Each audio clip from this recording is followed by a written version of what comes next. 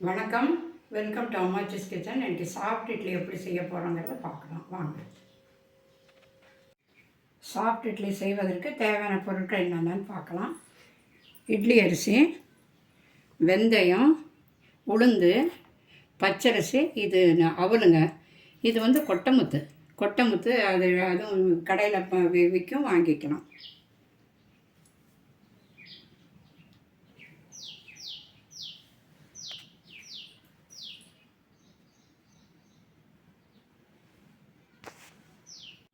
இட்லி அரிசி 4 டம்ளரு,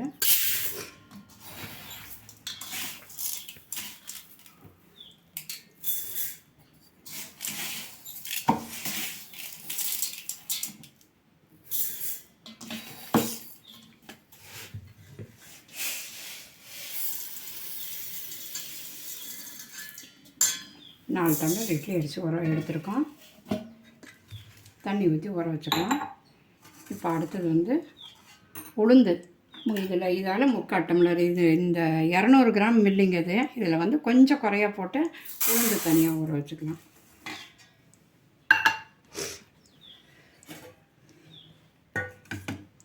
இதில் வெந்தயம் வந்து 4 ஸ்பூன் போட்டுக்கலாம்.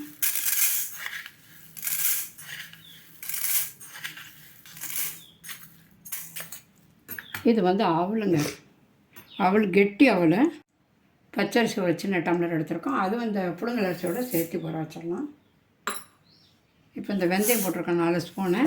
அது கூட இந்த இதையும் அவலையும் போட்டுடலாம். கழுவி ஒன்றா ஊற வச்சிடலாம். அப்புறம் இது வந்து கொட்டமுத்துங்க. கொட்டமுத்துனுவாங்க. இது கீழே போட்டு இல்லைன்னா ஏதாவது ஒரு பேப்பரில் வச்சு ஒரு மத்தால் இப்படி குத்துனாக்கா அந்த தோல்லாம் வந்துடும். அதையும் இந்த இட்லி மாவு அரைக்கும் போது கூட போட்டு அரைச்சிடலாம். அவ்வளோதான். வச்சுட்டேன். இப்போ கொட்டமுத்து எடுத்து வச்சுருக்காங்க. ஒரு 10 கொட்டமுத்து இந்த மாதிரி ஒரு பிளாஸ்டிக் காயத்தில் போட்டு இந்த மத்தால் அப்படி தட்டினாக்க இதெல்லாம் உடஞ்சிக்கும்.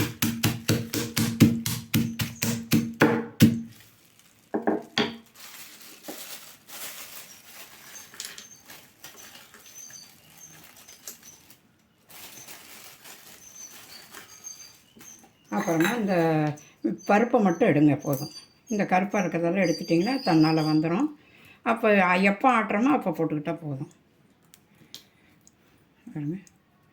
இப்படி வெள்ளையாக எடுத்துடும். தோலோடு போட்டால் தப்பு கிடையாது, மாவோடு சேர்ந்து அரைஞ்சிரும். இருந்தாலும் இது இப்படி இருக்கிறது தான் சரி.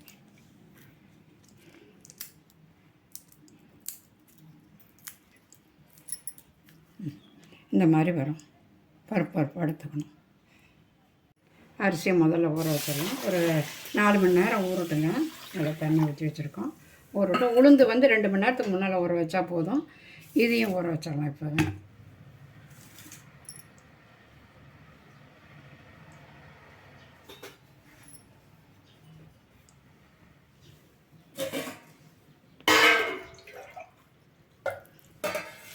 இதை ஒரு கழுவிட்டு ஊற வச்சிடலாம். ஏன்னா அப்படியே தான் மாவோட போட்டு அரைக்க போகிறோம். அதனால் கழுவிடலாம்.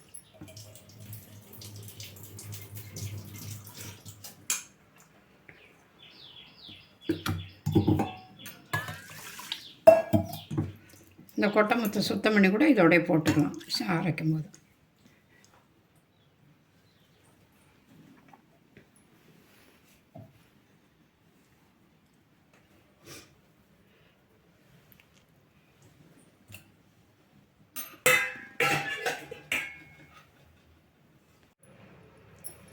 இப்போ இட்லிக்கு ஊற வச்சுட்டேங்க.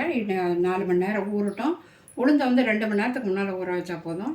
அவலும் வெந்தயமும் ஊற வச்சுருக்கோம். இந்த கொட்டமுத்து எடுத்து வச்சுருக்கோம். அதை தோல் இல்லாமல் எடுத்து அரைக்கும் போது போட்டால் போதும். மாவு அரைச்சதுக்கப்புறம் எப்படி இருக்குன்றது காட்டுறேன்.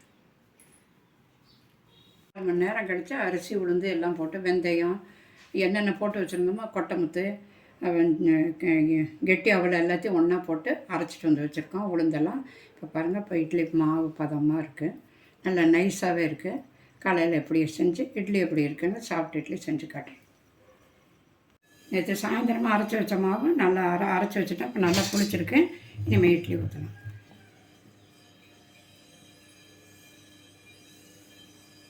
மாவை நல்லா எப்போதுமே ஒரு சைடாக அடிக்கணுங்க. நல்லா மாவை அடித்து விட்டுட்டு கொஞ்சம் லைட்டாக சோடா மாவு போட்டுக்கலாம். இன்னும் இட்லி ஊற்றி வைக்கணும்.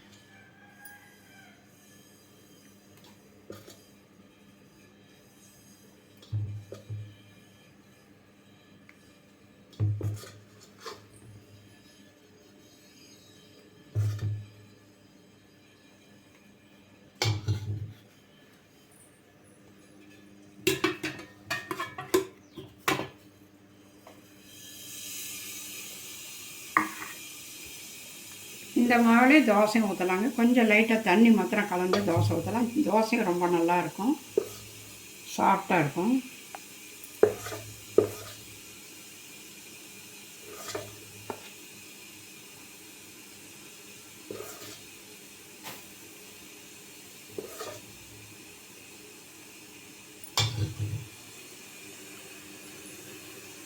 இப்போ இட்லி வைக்கும்போது எப்போ இந்த ரெண்டு இட்லிக்கு நடுவில் இது வச்சிங்கன்னா இந்த தண்ணி வந்து கீழே போகாதுங்க, அந்த இட்லியில் படாமல் வேகும்.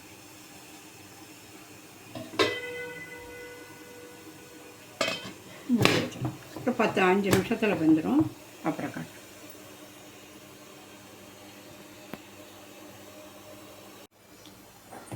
இட்லி ஊற்றி வச்சு 5 நிமிஷம் ஆகிடுச்சுங்க. எப்போ வெந்திருக்கான்னு பார்க்கலாம்.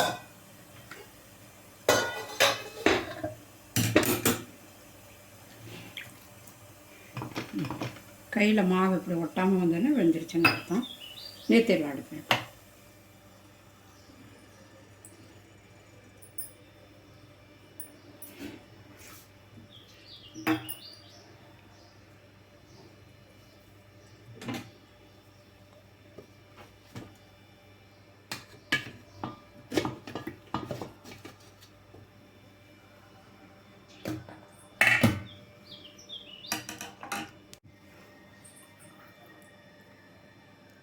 துணியில் ஒட்டாமல் வருது. அதே மாதிரி அடுத்த தட்டும் எடுத்துடலாம்.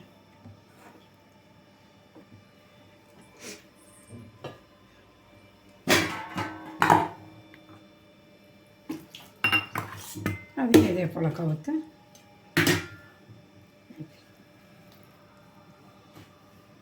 பாருங்கள். சாஃப்டான இட்லி பாருங்கள், மெத்துன்னு இருக்குது, சாஃப்டாக இருக்கும். ஆற ரொம்பவே நல்லாயிருக்கும்.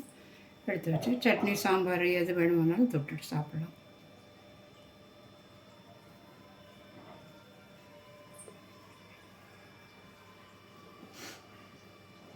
Soft idli ready ஆகிடுச்சுங்க.